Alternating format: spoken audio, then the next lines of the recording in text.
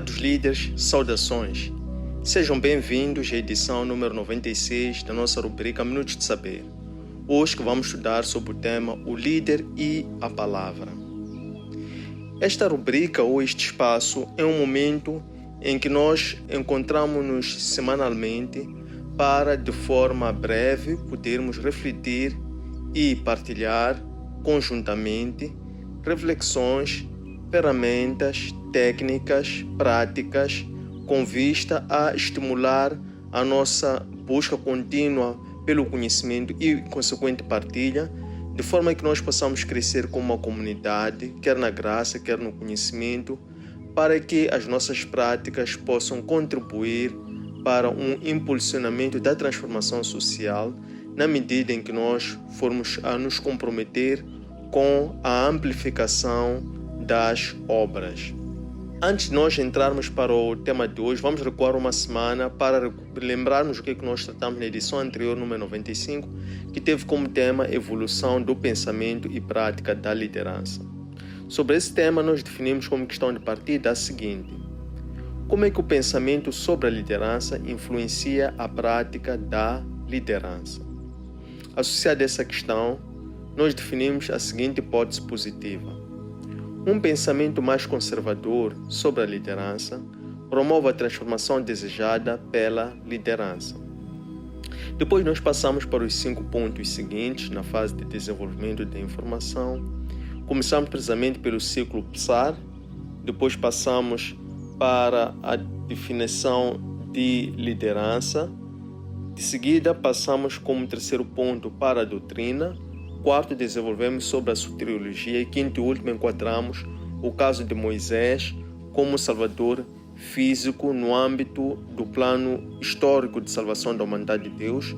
Este tema que nós vimos à luz do livro de Êxodo, capítulo 2, versículos 1 até 10. Vamos agora de seguida lembrar-nos qual é o modelo teórico que nós vamos recorrer para podermos estruturar este nosso estudo. Vamos começar, como habitual, por definir uma questão de partida, para de seguida, associada a essa questão de partida, derivar uma hipótese positiva e depois vamos formular um pensamento que entendemos que é uma boa apostilha para completar esses pressupostos do nosso estudo, para depois passarmos pelos 5 pontos que vão permear a nossa fase de desenvolvimento de informação, com vista a desenvolvermos um entendimento, performarmos assim que é a liderança no nosso dia a dia. Então, a questão de partida para o dia de hoje é a seguinte: qual é a importância do líder ser fiel à sua palavra para construir relações de confiança? Associado a essa questão, nós iremos definir a seguinte hipótese positiva: o líder conduz as suas ações fazendo tudo com amor, verdade e com muita fé em Deus, para envolver e inspirar a sua equipe. O pensamento que nós vamos emprestar a estes pressupostos do estudo de hoje é o seguinte: o líder deve encarnar a palavra de Deus em seus ensinamentos e decisões, tal como o mestre, a palavra feito carne. Quanto aos pontos 5 que nós vamos apresentar com vista ao desenvolvimento da informação, são o seguinte: o primeiro é o poder da palavra. A palavra, ela tem poder, porque a palavra, ela resulta de um processo mental. Este processo mental, a palavra que vai ser a verbalização, é a consequência de pensamentos que nós formulamos, e esses pensamentos, por sua vez, resultam das crenças que nós desenvolvemos e consolidamos ao longo do tempo. Daqui resulta que a palavra, ela carrega em si o poder de, em primeiro lugar, conduzir a que esses pensamentos possam gerar sentimentos. Sentimentos, por um lado, a quem comunica, mas também sentimentos a quem recebe. E após esses sentimentos, também as palavras, elas por sua vez também conduzem a ação quando há este alinhamento e por sua vez esta ação então gera o resultado esperado. Mas também as palavras, elas têm o poder na medida em que elas comunicam aquilo que é, ou as crenças estão depositadas no nosso subconsciente, para que dessa forma, então, possa haver uma comunicação entre o nosso consciente e o nosso subconsciente. Na medida em que o nosso subconsciente somente aceita tudo quanto nós estivermos a emitir ou a comunicar. Porque o nosso subconsciente não tem a capacidade de aceitar ou de rejeitar aquilo que nós ouvimos, mas o nosso subconsciente ela tenta projetar aquilo que nós ouvimos como pensamento através de construção de imagens. E é assim que o poder da palavra se desencadeia na medida em que tudo aquilo que nós pensamos e tudo aquilo que nós desejamos e formulamos por palavras tem o poder de gerar ou de tornar com que isso se torne uma realidade, ou de atrair aquela realidade que está adstrita a esse mesmo pensamento, manifesto ou refletido em forma de palavras. O segundo ponto é a expectativa criada.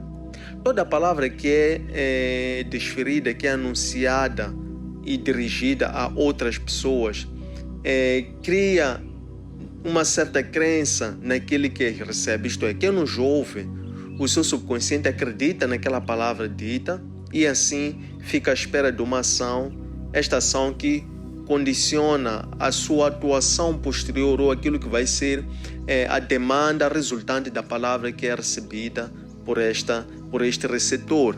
Então, nós temos que ter o cuidado de primeiro desenvolver a empatia, sermos verdadeiros com as palavras que desferimos, porque tudo quanto nós formos já a transferir para as outras pessoas em forma de palavras que resultam dos nossos pensamentos, criam naquele a quem se dirige ou naquele que recebe uma certa expectativa. É na base dessa expectativa que as pessoas então ficam à espera de ver para crer, na medida em que pela palavra, ao se transmitir aquilo que é um desejo, as pessoas então ficam também na expectativa de ver esse desejo ser realizado. O terceiro ponto é que a palavra também ela é primordial para construir alianças. De que forma é que então as palavras elas constroem alianças?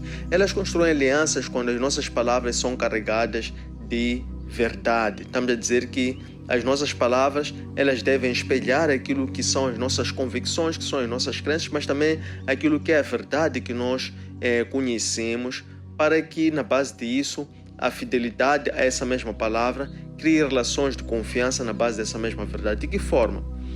Quando nós anunciamos ou pensamos, expressamos aquilo que é a nossa realidade, aquilo que é a nossa crença, aquilo que nós acreditamos e cremos e vivemos, então isso é muito importante para que as pessoas também possam acreditar em nós na base da fidelidade às palavras que nós enunciamos e a partir daqui construirmos alianças entre essas mesmas pessoas umas às outras, alianças entre nós e os grupos, sobretudo quando se trata de liderança. As lideranças devem ter muita cautela e muita também prudência nas palavras que anunciam, porque é na base disso que se constroem ou se destroem relações. Na verdade, o papel do líder é o de construir alianças na base daquilo que é a sua fidelidade ou a fidelidade das palavras que anuncia e a forma também como ele anda essa mesma palavra, para que a sua comunicação plena, que é muito mais do que a comunicação verbal, mas sobretudo na sua linguagem não verbal,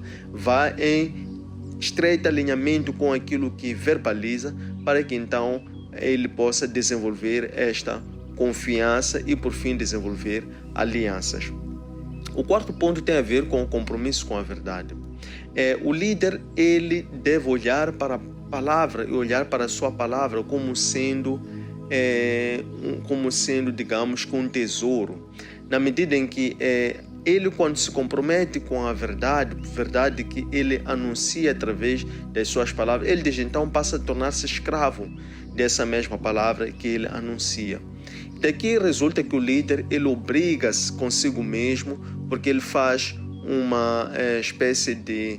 Ele compromete-se consigo mesmo através da palavra, isto é, o líder, quando ele anuncia uma certa palavra, ele então é obrigado a ratificar essa mesma palavra, ele comprometendo-se consigo mesmo a que carregue essa mesma palavra no seu coração, de forma a poder cumprir em tudo quanto ele falou.